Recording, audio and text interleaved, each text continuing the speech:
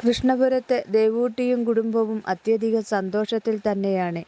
ഈ സന്തോഷത്തിനിടയിൽ ചെമ്പകശ്ശേരിയിലെ നമ്പ്യാരുടെയും ഭാര്യ ഭഗീരഥിയുടെയും ഒപ്പം അവരുടെ 2 മക്കളുടെയും മനസ്സുകളിൽ ദേവൂട്ടി എന്ന പാവം പെൺകുട്ടിയോടെ ഉള്ള അവരുടെ മനസ്സിലെ പക അത് ഓരോ ദിവസം കഴിയുന്തോറും കൂടിക്കൊണ്ടേയിരുന്നു. ഇതൊന്നും അറിയാതെ ജയകൃഷ്ണനും ദേവൂട്ടിയും മറ്റൊരു ലോകം സ്വപ്നം കണ്ട് കഴിയുകയാണിവിടെ. ഇതിനിടെ ചെമ്പകശ്ശേരിയിൽ സ്വർണവും ഡ്രസ്സും എടുക്കാൻ ഭഗീരഥിയും കൂട്ടരും തീരുമാനിച്ചു. എന്നാൽ ആ തീരുമാനം പക്ഷേ അവർ ജയകൃഷ്ണനോട് പറഞ്ഞിരുന്നില്ല. ജയകൃഷ്ണൻ ദേവൂട്ടിയെ വിവാഹം കഴിക്കുന്നതിലുള്ള എതിർപ്പിൻ്റെ ഭാഗമായിട്ടാണ് അങ്ങനെയൊരു തീരുമാനം അവർ എടുത്തത്. തുടർന്ന് അവർ വന്ദനയ്ക്കും ജയനന്ദനും വാണിക്കും അശോകനും അങ്ങനെ തുടങ്ങി അവിടെ എല്ലാവർക്കും ഡ്രസ്സും ആഭരണങ്ങളും എടുത്തു.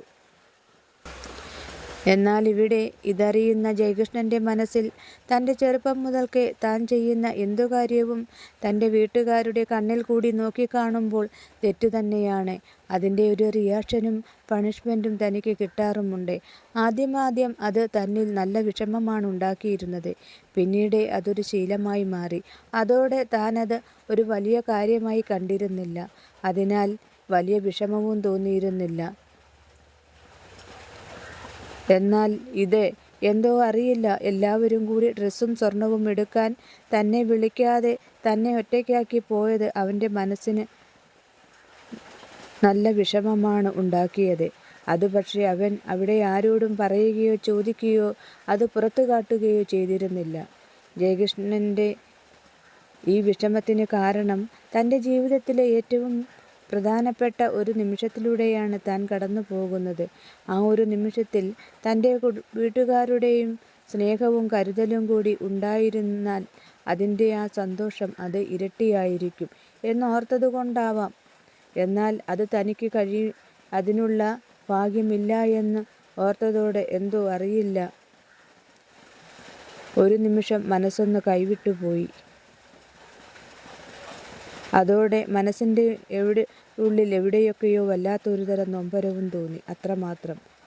ആ നൊമ്പരത്തിനിടയിൽ അവൻ്റെ മനസ്സിൽ ദേവൂട്ടിയുടെ മുഖം ഓർമ്മ വന്നു. അതോടെ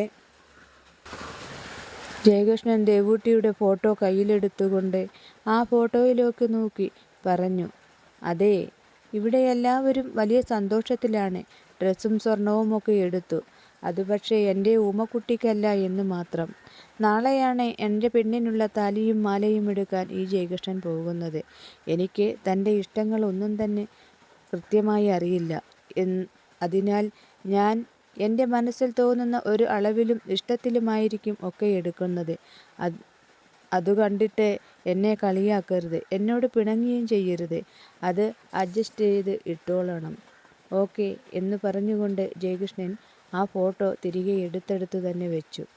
ശേഷം കുളിച്ച് ഡ്രസ്സ് മാറി വന്നപ്പോൾ ഒരു ചൂട് കാപ്പി കുടിക്കണമെന്ന് തോന്നി. അവൻ താഴെ ഹാളിലെത്തി. ഈ സമയം താഴെ ഹാളിൽ തങ്ങൾ വാങ്ങിക്കൊണ്ടുവന്ന ആഭരണങ്ങളും ഡ്രസ്സും വീണ്ടും കാണുന്നതിൻ്റെയും അതിനെക്കുറിച്ചുള്ള അഭിപ്രായം പറയുന്നതിൻ്റെയും തിരക്കിലാണ് എല്ലാവരും. എന്നാൽ അവിടെ എത്തിയ ജയകൃഷ്ണൻ നേരെ അടുക്കളയിലേക്കാണ് വന്നടന്നത്. ഈ സമയം അടുക്കളയിൽ നാണിയമ്മയുണ്ടായിരുന്നു. ആ സമയത്ത് ഒട്ടും പ്രതീക്ഷിക്കാതെ നാണിയമ്മയെ കണ്ട ജയകൃഷ്ണൻ നാണിയമ്മയോട്, എന്തേ നാണിയമ്മ ഇന്ന് വീട്ടിൽ പോയില്ലേ എന്ന് ചോദിക്കുന്നു. ഇല്ല മോനെ, ഇനി വിവാഹം കഴിയുന്നതുവരെ ഞാൻ ഇവിടെ ഉണ്ടാകണമെന്നാണ് മോൻ്റെ അമ്മയുടെയും അച്ഛൻ്റെയും ഓർഡർ. അത്യാവശ്യം വന്നാൽ വീട്ടിൽ പോകാമെന്നും പറഞ്ഞു. അത് കേട്ട ജയകൃഷ്ണൻ അല്പനേരം നിശബ്ദനായി നിന്നു. ഈ സമയം നാണിയമ്മ, ആട്ടെ, മോനെന്താ ഇവിടെ? എനിക്ക് ചൂടോടെ ഒരു കാപ്പി കുടിക്കണമെന്ന് തോന്നി. അതിപ്പോൾ ഇടാൻ വേണ്ടി വന്നതാണ് ഞാൻ. അപ്പുറത്ത് എല്ലാവരും ഡ്രസ്സും ആഭരണങ്ങളും കാണുന്നതിൻ്റെ തിരക്കിലാണ്.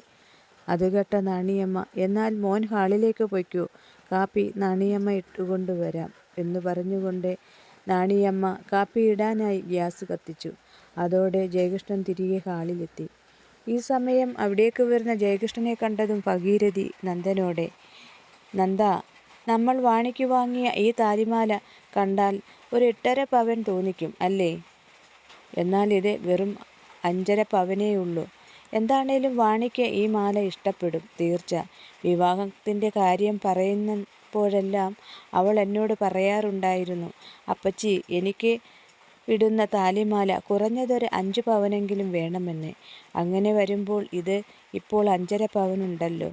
എന്നാൽ മാലയുടെ പൊലിമ കണ്ടാൽ അതിലും തൂക്കം തോന്നിക്കും. എന്താണേലും അവൾക്ക് സന്തോഷമാകുമല്ലോ, എനിക്കത് മതി. പിന്നെ നമ്മൾ വാണിക്ക് ഈ മാല ഇടുമ്പോൾ അവർ തിരിച്ച് നന്ദനും ഒരു മാലയിടും. അത് ചിലപ്പോൾ ഏറ്റവും കുറഞ്ഞത് 4 പവനെങ്കിലും മേളിൽ പോകും, തീർച്ച, ഭഗീരഥി പറഞ്ഞു നിർത്തുന്നു. ഈ സമയം ഇതെല്ലാം കേട്ടുകൊണ്ട് അടുത്ത് നിന്ന വന്ദന, ഈയിടെയായി അമ്മയ്ക്ക് എപ്പോഴും വാണിയേട്ടത്തെക്കുറിച്ച് മാത്രമേ പറയാനുള്ളൂ. അത് കേട്ടതും ഭഗീരഥി, അതേടി, ഞാൻ അവളെക്കുറിച്ച് അല്ലാതെ മറ്റാരെക്കുറിച്ചാണ് പറയേണ്ടത്?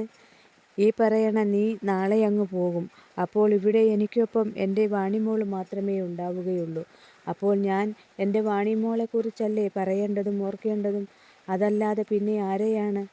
എന്നാൽ നാണിയമ്മ യുടെ അടുത്ത് നിന്നും ഹാളിലെത്തി ടിവിക്ക് മുന്നിലിരിക്കുന്ന ജയകൃഷ്ണനെ സംബന്ധിച്ച് പറഞ്ഞാൽ, തൻ്റെ അമ്മ ഈ പറയുന്നതെല്ലാം കേട്ടിരിക്കുന്ന ആ ഒരു നിമിഷത്തിൽ അവൻ്റെ മനസ്സിൽ തൻ്റെ അമ്മ ഈ പറയുന്നതെല്ലാം തന്നെ കേൾപ്പിക്കാൻ വേണ്ടിയിട്ടാണെന്നും തനിക്കിട്ടുള്ള കുത്താണെന്നും മനസ്സിലായി കഴിഞ്ഞിരുന്നു. പക്ഷേ അവൻ അതൊന്നും ശ്രദ്ധിക്കാതെ നിശബ്ദനായിരുന്ന് നാണിയമ്മ കൊണ്ടുവന്ന കാപ്പി കുടിച്ച ശേഷം തിരികെ അവൻ്റെ മുറിയിലേക്ക് നടന്നു. അതു കണ്ടതും ഭഗീരഥി, അവൻ്റെ ഒരു നോട്ടം കണ്ടില്ലേ? സ്വന്തം മാതാപിതാക്കളെ നാണം കെടുത്താൻ വേണ്ടി എങ്ങോ കിടന്ന ഒരു പൊട്ടിപ്പെണ്ണിനെ ധർമ്മകല്യാണം കഴിക്കാൻ ഇറങ്ങിത്തിരിച്ചിരിക്കുന്ന ഒരു മോൻ. ഇവൻ എൻ്റെ ഈ വയറ്റിൽ തന്നെ വന്ന് പിറന്നല്ലോ എന്ന് പറഞ്ഞുകൊണ്ട് ഭഗീരഥി ജയകൃഷ്ണൻ്റെ നേർക്ക് രൂക്ഷമായി ഒന്ന് നോക്കി. തുടർന്ന്, എന്തോരം നല്ല നല്ല ആലോചനകൾ വന്നതാണ്. ഒടുവിൽ വന്നതോ കോടികൾ ആസ്തിയുള്ള ഒരു കുടുംബത്തിലെ ഒരേയൊരു പെൺകുട്ടി, അതും ഡോക്ടർ. അത് തട്ടിത്തെറിപ്പിച്ച് കളഞ്ഞിട്ടല്ലേ ഒരു പൊട്ടിപ്പെണ്ണിനു വേണ്ടി ഒരു പൊട്ടിപ്പെണ്ണിനു വേണ്ടി അവിടെ ചെന്ന് ഈ കല്യാണത്തിൽ നിന്നും പിന്മാറുകയാണെന്ന് പറഞ്ഞപ്പോൾ ആ മോൾക്ക് എന്ത് വിഷമമായിരുന്നുവെന്നോ. ആ കുട്ടിക്ക് അവനെ അത്രയ്ക്ക് ഇഷ്ടമായി കഴിഞ്ഞിരുന്നു. എന്നിട്ട് അവിടെ നിന്നും പോരാൻ നേരം ആ കുട്ടി എന്നോടൊരു കാര്യം പറഞ്ഞു. അവൻ്റെ വിവാഹത്തിന് വിളിച്ചില്ലെങ്കിലും ആ കുട്ടി വരുമെന്ന്. പാവം, അതിന് അത്ര കണ്ട് വിഷമം. എനിക്ക് അതുകൂടി കേട്ടപ്പോൾ എൻ്റെ നെഞ്ച് തകർന്നുപോയി.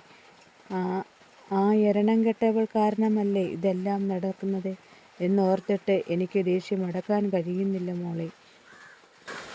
അതു കേട്ടതും വന്ദന, ദേ അമ്മേ, ആവശ്യമില്ലാത്ത കാര്യമോർത്ത് പ്രഷറൊന്നും കൂട്ടേണ്ട. കഴിഞ്ഞതെല്ലാം കഴിഞ്ഞു, അത്രമാത്രം, വന്ദന പറഞ്ഞു. അതോടെ ഭഗീരഥി നിശബ്ദയായി നിന്നു.